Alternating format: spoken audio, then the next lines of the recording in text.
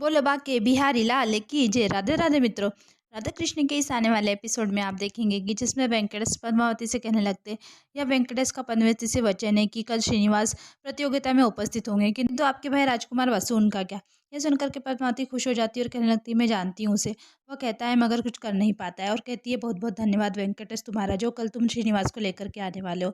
अब मैं अभ्यास भी कर सकती हूँ। मैं सोचने लगती कि पद्मावती और भार्गवी को तो मैंने मना लिया है कि श्रीनिवास आने वाला है, वासु की योजना बनाने वाला है, इसके विषय में मुझे कुछ सूचना मिलनी चाहिए। अगली सुबह गोधर गोविंदराज भी भार्या बनकर के कुमार वासु के पास अपने हाथों से भोजन लेकर के चले जाते हैं और कहने लगते हैं कुमार वासु उस दिन मैं रुष्ट थी तो आपने मेरे लिए स्वादिष्ट भोजन बना करके भिजवाया था ना, तो आज मैं भी आपके लिए अपने हाथों से भोजन लेकर आई हूँ। और कुमार वासु को भोजन करवाने लगती है। कुमार वासु भार्या की तारीफ करने लगते हैं और कहने लगते हैं वाह क्या स्वादिष्ट भोजन पकाया भार्या तुमने। भार्या भी कहने लगती है आयना में कल की प्रतियोगिता के लिए अत्यंत उत्साहित हूँ। वह कल की प्रतियोगिता में समझ नहीं आ रहा है कि कौन जीतेगा। वासु भी कहने लगते हैं वह क्या है ना, भार्गवी ही जीतेगी। भार्या पूछने लगती है आपको ऐसा क्यों लगता है, जबकि पद्मावती तो आपकी बहन है और मैंने तो सुना है कि वह अत्यंत श्रेष्ठ नृत्यिका है। तभी कुमार वासु कहने लगते हैं पति श्रेष्ठ नृत्यिका होगी किंतु भार्गवी यह नृत्य प्रतियोगिता जीतेगी। भार्या पूछने लगती है किंतु आप विश्वास के साथ यह कैसे कर सकते। कुमार वासु कहने लगते हैं इसकी योजना मैं पहले से ही बना चुका। सुनकर के भार्या पूछने लगती है कि कैसे करेंगे आप यह सब, किंतु कुमार वासु भार्या की बात को टालने लगते हैं और उसे योजना के बारे में नहीं बताने लगते। तभी भार्या रूठ करके वहां से जाने लगती है और कहने लगती मैंने तो परिश्रम करके आपके लिए कितना स्वादिष्ट भोजन बना करके लेकर आई हूँ और आप पर विश्वास किया, किंतु मैं ही मूर्ख हूँ जो यह समझ बैठी कि आपको भी मुझ पर विश्वास है। पतिदेव तो भला मुझे कुछ भी नहीं बताते। को रुष्ट देख करके कुमार वासु कहने लगते नहीं भार्या ऐसा नहीं है, और भार्या का हाथ पकड़ लेते हैं और कहने लगते हैं भार्या मेरी ओर देखो, मैं वेंकटेश की भांति कदापि नहीं हो सकता। और कहते हैं मेरी योजना क्या है तो सुनो, और भार्या को अपनी योजना बताने लगते हैं। उधर वेंकटेश भी नटराज के सामने हाथ जोड़ करके विनती कर रहे होते हैं नटराज आप भार्गवी और पद्मावती के बीच नृत्य प्रतियोगिता होने वाली है, बस आशा है कि सब कुछ ठीक हो जाए। भार्गवी और पद्मावती पर आपका आशीर्वाद बना रहे। और प्रतियोगिता की सारी तैयारी देख रहे होते हैं। तभी वहां पर भार्या वेंकटेश के पास आ जाती है। वेंकटेश पूछने लगते हैं कुछ पता चला।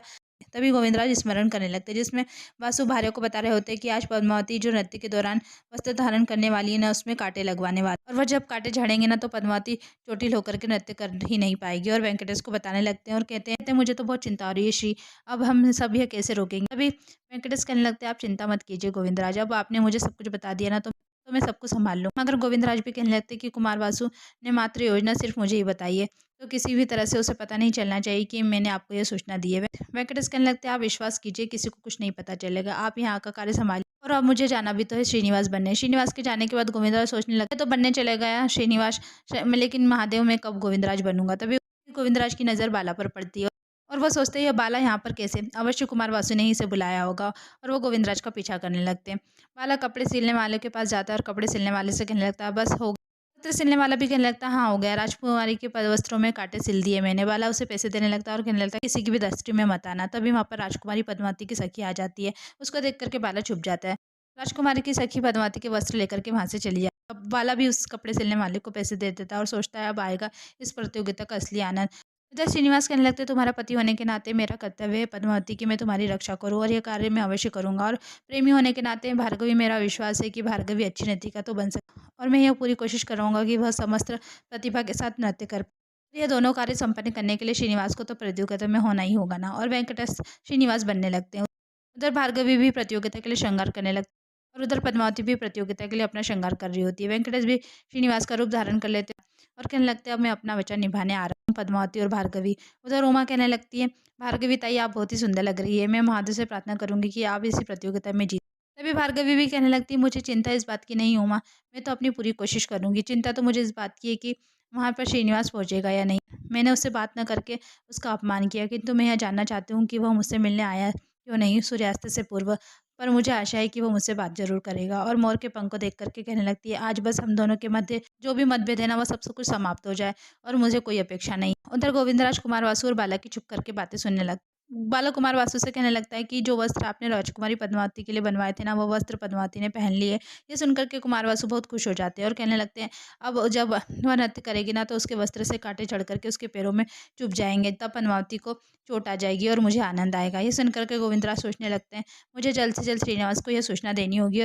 और वो सूचना देने के लिए जाने ही लगते हैं, किंतु वहां पर कुमार वासु गोविंदराज को देख लेते हैं और आवाज़ लगा करके बुलाने लगते हैं। ये सुनकर के गोविंदराज डर जाते हैं और डरते डरते कुमार वासु के पास जाने लगते हैं। कुमार वासु पूछने लगते हैं भार्या कैसा लग रहा हूँ। अभी गोविंदराज का डर खत्म होता है और वो कहने लगते हैं आप तो बहुत ही अच्छे लग रहे हैं। कुमार वासु कहने लगते हैं भार्या तुम भी बहुत ही सुंदर लग रही हो और तुम पूर्ण दिवस मेरे साथ ही रहना।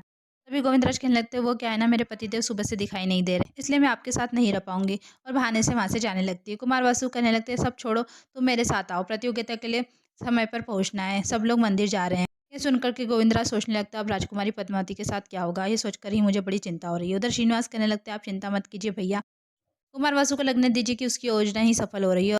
आनंद तो तब आएगा कि जब उसकी नहीं मेरी योजना सफल होगी। उधर पद्मावती अपनी सखी से कहने लगती है, मैं ठीक तो लग रही हूँ ना, आज मैं सर्वश्रेष्ठ लगना चाहती हूँ क्योंकि आज श्रीनिवास जो आ रहे हैं। सखी भी कहती है कि राजकुमारी आप इतनी सुंदर लग रही है ना कि श्रीनिवास की दृष्टि आपसे हटेगी नहीं। पद्मावती भी कहने लगती, चलो अब जल्दी से मंदिर चलते हैं, मुझे श्रीनिवास के आने के पूर्व वहाँ पर पहुँचना है। तभी पद्मावती की दृष्टि वहाँ पर पड़े हुए पत्र पर पड़ती है और वह उठा करके पढ़ने लगती है और श्रीनिवास का पत्र देख करके खुश हो जाती है, जिसमें लिखा होता है, प्रिय पद्मावती, वेंकटेश ने बताया कि आज आज तुम्हारे और भार्गवी के बीच नृत्य प्रतियोगिता होने वाली है, इसलिए मैं तुम्हें शुभकामनाएं देता हूँ। और मैंने इसलिए तुम्हारे लिए उपहार भेज रहा हूँ और आशा है कि तुम्हें अच्छा लगेगा। तभी पद्मावती उपहार खोल करके देखने लगती है, जिसमें बहुत ही सुंदर प्रतियोगिता के लिए वस्त्र होते हैं। श्रीनिवास लिखते हैं, आशा है कि तुम इन वस्त्रों में बहुत ही सुंदर लगोगी। पद्मावती ये देख करके खुश हो जाती है और कहने लगती है, श्रीनिवास मुझसे कितना प्रेम करते हैं ना, मैं ही मूर्ख हूँ जो उन्हें समझ नहीं पाई। और कहने लगती है, अब मैं यही कपड़े पहन करके नृत्य करूंगी।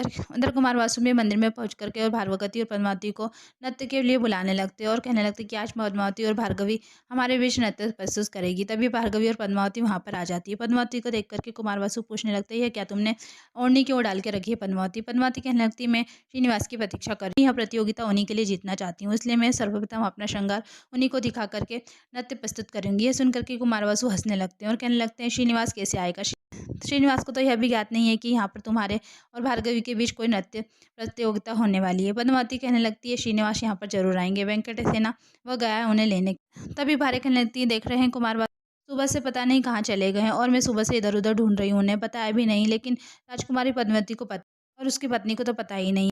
तभी कुमार वासु भी कहने लगते, कहा था ना भार्या, मैं तुम उसे ढूँढने में अपना समय व्यर्थ मत करो। कहने लगते, किंतु तुमने उसे आखिरी बार कब देखा था? भार्या भी बताने लग, आज सुबह ही मैंने उन्हें मंदिर में नटराज मूर्ति की स्थापना करते हुए देखा था। कुमार वासु पद्मावती से कहने लगते, सुन लिया, आज सवेरे ही श्रीनिवास को भार्या ने मंदिर में देखा था, तो इतने कम समय में श्रीनिवास को वेंकटेश कैसे लेकर आएगा? तो श्रीनिवास को छोड़ो, हम यह नृत्य प्रतियोगिता प्रारंभ करते हैं। तभी पद्मावती कहने लगती है, श्रीनिवास ज़रूर आएँगे, उन्होंने मुझे पत्र भी भेजा। भार्गवी भी सोचने लगती है कि मुझे आशा है कि तुम ज़रूर आओगे श्रीनिवास। तभी शंख का बिगुल बजने लगता है। सभी लोग पीछे मुड़ करके देखते हुए सोचते हैं, शंख की ध्वनि कहाँ से आ रही है? पीछे श्रीनिवास शंख बजा रहे होते हैं।